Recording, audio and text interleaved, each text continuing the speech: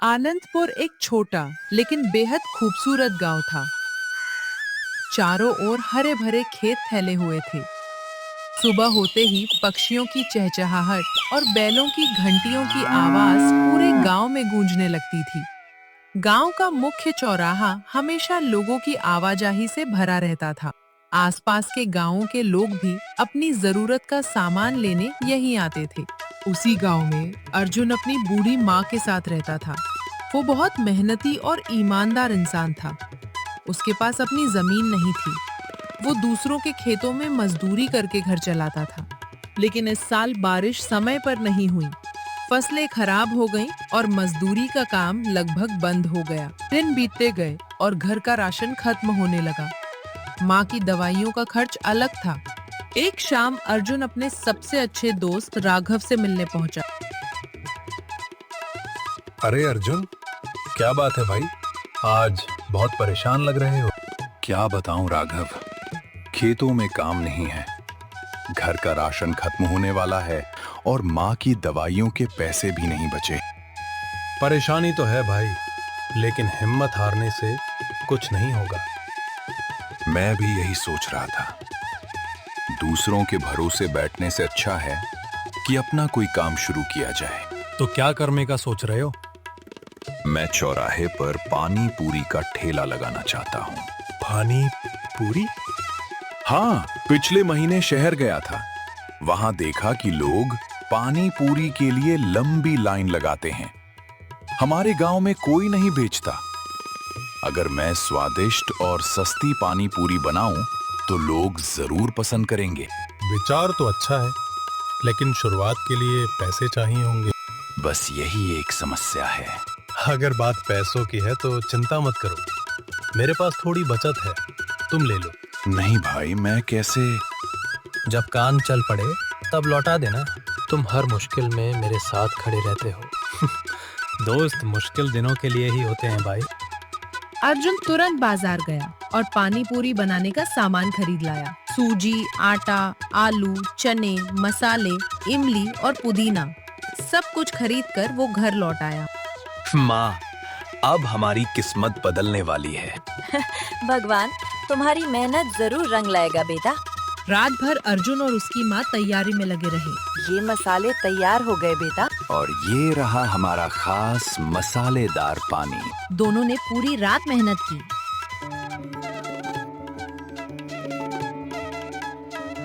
सुबह सूरज निकलने से पहले ही अर्जुन चौराहे पर पहुंच गया। आज से नई शुरुआत। कुछ ही देर में पुदीने और मसालों की खुशबू पूरे चौराहे में फैल गई। उसी समय वहाँ भोला राम आ पहुँचा। वो वर्षों से चाय और पकौड़ी की दुकान चलाता था। अरे अर्जुन, ये नया धंधा कब से शुरू हो गया? बस भाई, पेट पालने की कोशिश कर रहा हूँ। पानी पूरी गांव में कौन खाएगा ये सब? एक बार लोग चखेंगे तो जरूर पसंद करेंगे। देख लेना, 2 दिन बाद खुद ही दुकान समेट लोगे। मेहनत कभी बेकार नहीं जाती भाई। भोलाराम बड़बड़ाता हुआ अपनी दुकान की ओर लौट गया। बेटा, क्या बेच रहे हो? काका, पानी पूरी। एक बार खाकर देखिए, सिर्फ 10 रुपए की प्लेट। ठीक है, एक प्लेट दे दो। अरे वाह, ऐसा स्वाद तो मैंने पहले कभी नहीं चखा। उनकी बात सुनकर दूसरे लोग भी आने लगे। मुझे भी एक प्लेट देना। मेरे लिए भी। देखते ही देखते भीड़ लग गई। दोपहर होते होते सारी पानी पूरी बिक चुकी थी। सच में सब बिक गया। शाम को वो सीधे राघव के पास पहुंचा। राघव, कमाल हो गया भाई, मेरी सारी पानी पूरी बिक गई। मुझे पता था, मेहनत कभी बेकार नहीं जाती। ये लो तुम्हारे पैसे। अभी नहीं, पहले अपना काम बढ़ाओ।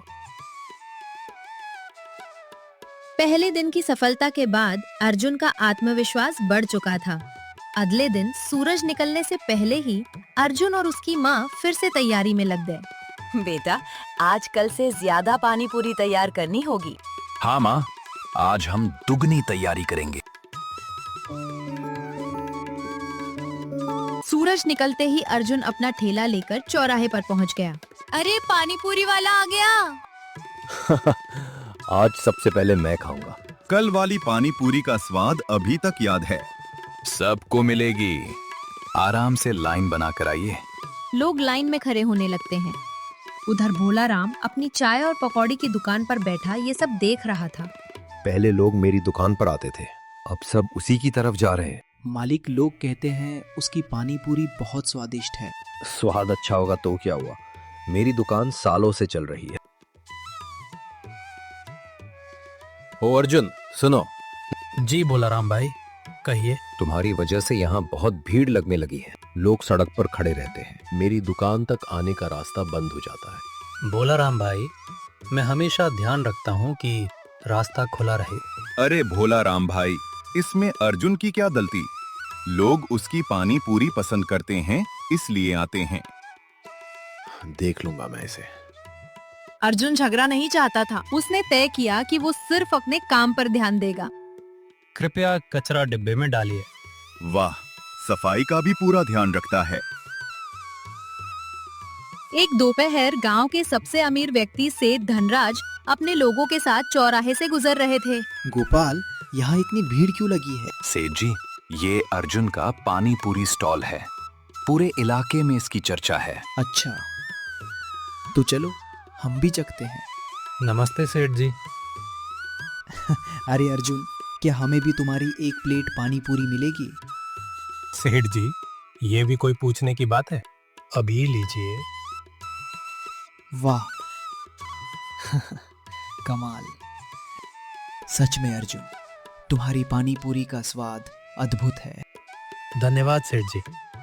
इतना स्वादिष्ट पानी पूरी बनाते हो, फिर केवल इस छोटे से ठेले तक क्यों सीमित हो? सेठ जी, जब मेरे पास कुछ नहीं था, तब इसी गांव ने मुझे सहारा दिया था। मैं यहीं रहकर मेहनत करना चाहता हूँ। बहुत अच्छी सोच है बेटा। अगले हफ्ते मेरे घर एक बड़ा पारिवारिक समारोह है। पूरे इलाके के लोग आएंगे। मैं चाहता हूँ कि तुम वहाँ अपना पानी पूरी स्टॉल लगाओ। सच में सेठ जी, ये मेरे लिए बहुत बड़ा सम्मान होगा। हाँ, लेकिन व्यवस्था शानदार होनी चाहिए। आप चिंता मत कीजिए, मैं पूरी मेहनत करूंगा। अर्जुन दौड़ता हुआ राघव के घर पहुंचता है। राघव, आज तो कमाल हो गया। क्या हुआ भाई? सेठ धनराज ने मुझे अपने समारोह में स्टॉल लगाने के लिए बुलाया है। अरे वाह, यह तो बहुत बड़ा मौका है। इसीलिए मैं चाहता हूँ कि तुम मेरी मदद करो। मैं कोई रिस्क नहीं लेना चाहता। मैं हर कदम पर तुम्हारे साथ हूँ।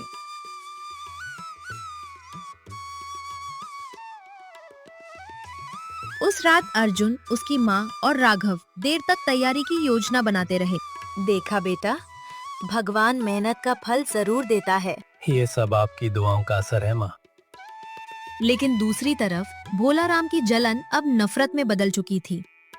जब उसे समारोह वाले बड़े ऑर्डर की खबर मिली तो उसका चेहरा गुस्से से लाल हो गया। अब तो हद हो गई। आज पूरे गांव में उसी की चर्चा हो रही है। अगर ऐसा ही चलता रहा तो मेरी दुकान पूरी तरह बंद हो जाएगी। उस रात उसके मन में एक खतरनाक योजना जन्म ले चुकी थी और उसने ऐसा कदम उठाने का फैसला किया जो आगे चलकर उसकी जिंदगी बदलने वाला था।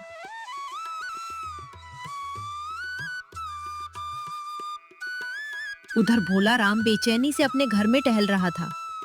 उसके मन में ईर्ष्या इतनी बढ़ चुकी थी कि उसे सही और गलत का फर्क दिखाई नहीं दे रहा था। अगर ये समारोह सफल हो गया तो अर्जुन पूरे इलाके में मशहूर हो जाएगा।